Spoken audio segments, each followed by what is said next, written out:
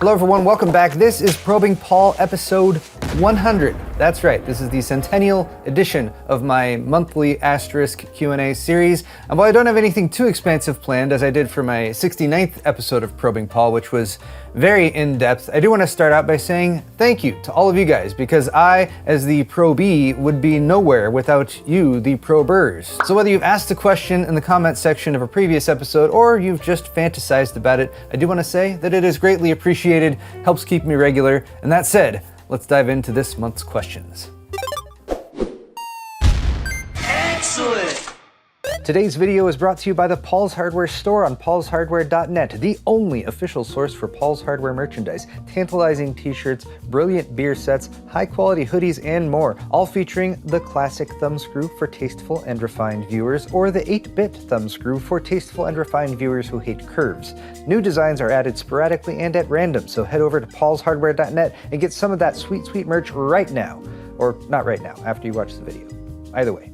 We begin as usual with a look back down the Probing Paul whole of history. Going back, the last episode was actually in December, so I did skip January, but can you see all 100 episodes down there? It gets a little murky towards the bottom. But once again, if you'd like to ask me a question to be answered in the next Probing Paul, leave that in the comment section down below. That's where most of the questions I got for this episode are, starting with our first one from Drain090. And this one says Merry Christmas, because again, these questions were asked back in December. Question for the next Probing Paul episode: how much worse can the PC building landscape get in 2026? When will we know we've hit rock bottom in the space? And again, with this being from like a month and a half ago, I don't feel like things have really improved or the outlook has gotten much rosier since then. But I'm going to answer this question in two parts, because as they often say, do not go to the Paul for advice, because he will answer both yes and no. So the first and slightly more depressing answer to your question is no, we have not hit rock bottom. And in fact, just this week at the beginning of February, the memory price outlook for the first quarter of 2026 has been sharply upgraded. And by upgraded, that doesn't mean it's gotten better. That means that they've said actually prices are going to go up even more. AI and data center demands in first quarter 2026 are further worsening the global memory supply and demand imbalance, thereby increasing suppliers' pricing power. And the headline bullet points here that DRAM contract prices have been raised by 90 to 95% quarter on quarter, NAND flash up 55 to 60%. Now, this isn't directly referencing the prices that we pay at retail. This is the prices that makers of products that use memory are paying in contract prices as they buy memory in bulk so that they can build their SSDs or their DIMMs or anything that needs NAND flash or DRAM. Now, a secondary impact of those contract prices going up is that we're going to start seeing more and more price increases for things outside of like core PC hardware components, such as Raspberry Pi's prices increasing for the second time in 2 months. Depending on the type of Raspberry Pi you might be interested in buying, the prices are going up by $10, $15, $30, even as much as $60, and unsurprisingly, that's for the Raspberry Pi that has the most memory attached to it. This is also going to be the case for laptops and lots of other consumer devices. Some manufacturers have sort of a stockpile of memory that they purchased earlier last year, but as those stockpiles start to run out and they have to buy more inventory at higher prices, those prices are definitely going to be passed along to the consumer. Another side of the negative response to this question is the increase in prices of raw materials. And Roman, aka DerBauer, posted a video just recently because he is heavily invested in actual manufacturing, aside from all the other cool stuff that he does. But he's talking about the raw price of copper, which is a very core element that's needed to build a lot of different types of technology. And copper prices are apparently surging as well, which is causing him to have a more difficult time sourcing the materials he needs to make the parts that he makes and sells. But I kind of alluded to there being a little bit of a silver lining to sort of the broadening impact of the memory crisis, and that is, as more people are impacted by it, you're going to see more pushback against the companies that are causing this. For example, a lot of the AI companies that are heavily investing in data center buildouts, but you're going to see more general awareness of the fact that this is going on, and possibly more investment on the supply side of things in order to increase the amount of supply available to meet the demand, since the demand is definitely there. And if you do happen to own a fab that can produce DRAM right now, then you're going to make more money by producing that because of the high prices. And I know that only applies to a handful of you out there right now, but as many of us know, with the basic economic supply-demand curve, with demand being extremely high right now, there is more incentive for suppliers to increase supply. But of course, if you've been watching my channel, you know that just building a new fab isn't something that you can do in a month or a couple months. Usually that takes 2+ years. But there's lots of them that are in the works, so let's switch over to the positive side of my answer, which is that there are a few little inklings of hope and positivity out there. For example, this article from Tom's Hardware talking about DDR5 RAM prices stabilizing. That doesn't mean going back down, although it does say that some kits did see price cuts. And this is based on 3dcenter.org's reporting of German retailers. And actually for the past couple weeks, we have seen a few more reports of this. The prices are still not great, they're still high, but they're at least not continuing to go up. There is apparently a ceiling that we can, or perhaps have hit when it comes to the demand side of things, where people are like, I'm sorry, 3-4 times the price of what it was 3 or 4 months ago is the peak for me. So getting back to the original question, I do not necessarily think that we've hit rock bottom so far. I do think there is the potential for things to get worse because of, again, the contract price increases that I talked about at the beginning of the answer to this question. But one last positive thing to mention is that I have seen doom and gloom reports about the PC hardware market multiple times over the course of my life, and they have not come true, generally speaking. I think the final thing to point out as the retail market gets very difficult to navigate is that there is still that secondary market, used hardware that I think a lot of people are going to start falling back on to still get functional systems up and running, because there's lots of hardware out there. And as people start to see old hardware retaining some of its value, I think we're going to see a big push towards recycling and sort of upcycling a lot of old hardware at the same time. But thank you very much for that question. The next question is from Pro4TLZZ. I'm curious, do the M.2 drives on the chipset cause a problem for you? So in the last probing poll, it was also a mail time because sometimes people send me stuff in the mail to my P.O. box, and then I open it up as part of the probing poll segment. But I showed off this motherboard that had arrived for a build that I did at the beginning of January, the ROG Strix B850-G gaming Wi-Fi, and part of the reason I chose this motherboard is because it had more M.2 slots. We were building a system to take to Las Vegas for video editing, which we did, and it worked. It did not die. It did a great job for the entire duration of the trip. But this one has 4 M.2 slots, 3 on the front and 1 on the back, but not all M.2 drives are equal in any given motherboard. So I've linked in the description this MSI article, which is talking about PCI Express lane bifurcation and bandwidth sharing on MSI X870E and X870 motherboards. But I mainly pulled this up because it has block diagrams. This is an X870E block diagram, and part of the advantage of X870E as well as X670E and X670 chipset motherboards is they basically have a double chipset. It is the same chipset that has a PCIe 4.0x4 connection to the CPU that they use another PCIe 4.0x4 connection to connect the second chipset to. But if you look over here, you have M.2 drives. The first one is connected with a dedicated PCIe 5.0x4 connection straight to the CPU, and that is the ideal way to connect. You have nothing in between that's going to add any more latency, and especially with the case of chipset connected M.2 slots, you're not going to be potentially battling for bandwidth with anything else that's trying to connect through it, whether it's other PCI Express slots, additional M.2 drives. They can also use connections through the chipsets for additional USB ports or SATA devices. But scrolling down here to a standard non-E motherboard, the X870, we have the CPU and the single chipset. And this particular board is the MAG X870 Tomahawk Wi-Fi, which has 2 M.2 drives, one with the dedicated connection,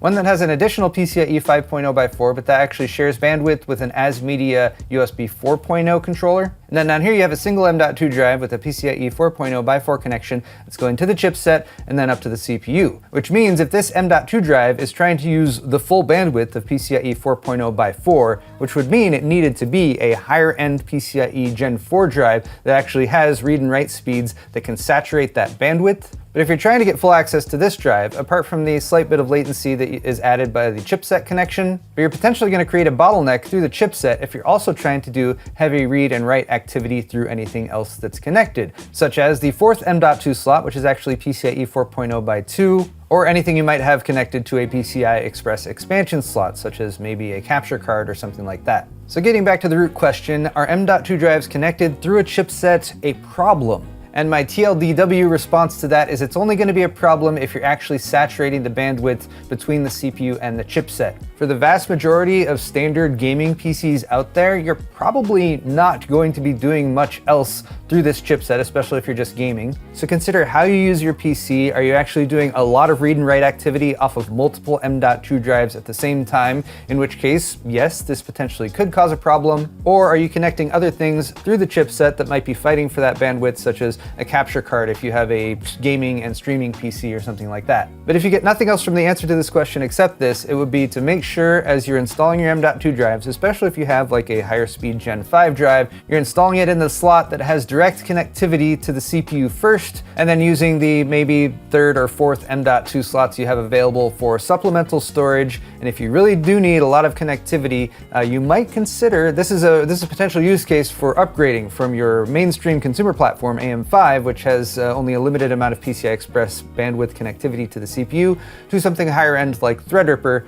Of course, that costs a lot more money. Because the last probing poll had lots of Merry Christmas responses, which I'm very grateful to all of you guys for saying that. Merry belated Christmas to you guys as well. But I didn't have quite as many questions, so I've taken some comments and turned them into questions, including this one from Falcon5, and this is actually a pretty recent response to a short that I just posted. The question being, does ASUS own AsRock? Falcon5 seems to think that yes, ASUS does own AsRock, with a follow-up statement about RMA and warranty claims, which are very well founded. They've had some issues with that recently. But my initial response was going to be, no, ASUS does not own AsRock. That's a common misconception. But then it caused me to think, am I sure about this? I want to double check some things, and I decided to share that little bit of research with you guys. We're starting off on the AsRock Wikipedia page, which is of course very reliable, but AsRock was an ASUS spinoff, started in 2002 by Ted Su. And the reason they did this is that ASUS, who has a very high opinion of themselves, which may or may not be deserved, you guys let me know about that in the comments.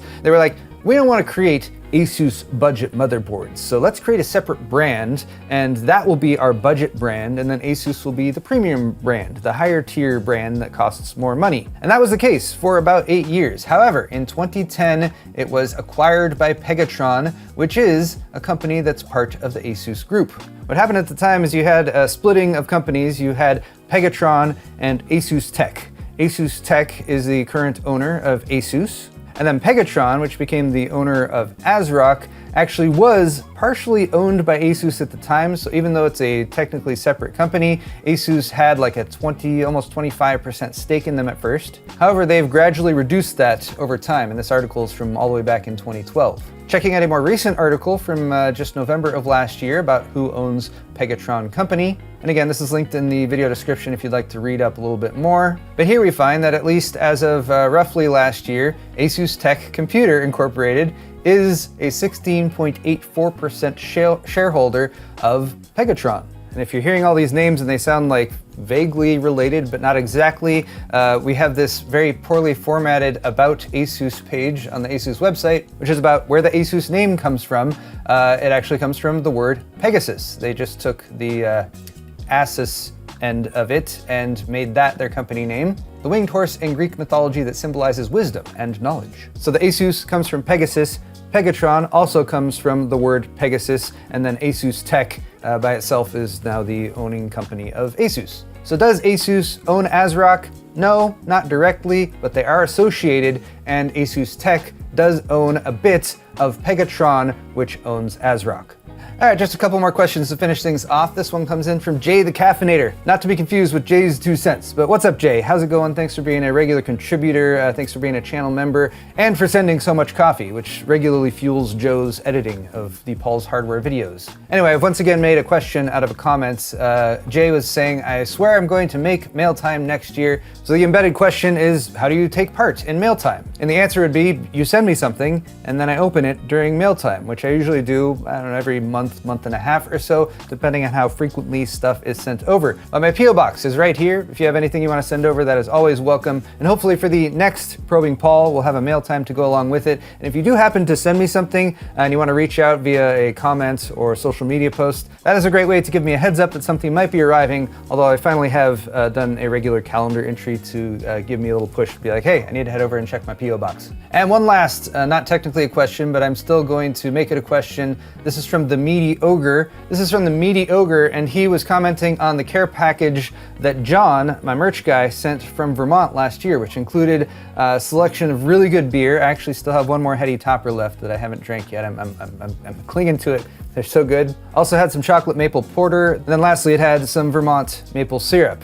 which is also delicious. We do still have some of that left as well, although we have been using it with some regularity. So the hidden question here is, did you know that Vermont is home to around 100 covered bridges, like the one pictured on the card that John sent? The most per square mile in the US. This includes the longest two-span covered bridge in the world at 460 feet, which is also the longest wooden bridge in the US. Most of this bridge is actually in New Hampshire due to state lines, and we all know there's a heated rivalry between Vermont and New Hampshire, which I'm sure is going to come to a head, likely with the encouragement of this video and sort of stoking those flames. But I guess that is perhaps an unintended consequence of probing Paul.